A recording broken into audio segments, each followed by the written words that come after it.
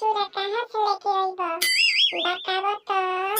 अच्छा ठीक बा ये टमाटर प्याज हम बतावो तनी कि दही चूड़ा लंदन से लाएंगे, मकर संक्रांति मनाएंगे। ये आलू भाई हमो के दिया हो लंदन के दही चूड़ा, अरे बड़ी जन्नत लगेला हो, तनी हमो के सिखा दी हो। ये टमाटर प्याज एक बात औरी बा, मकर संक्रांति के दिन सुबेरे सुबेरे ना नहीं बोलो ए बाबू दही चूड़ा ना मिली तो लोग के सुन लो। अरे ई का कहत रे भाई, मकर संक्रांति के दिन नहाय के पड़ी तबे मिली दही चूड़ा खाए के।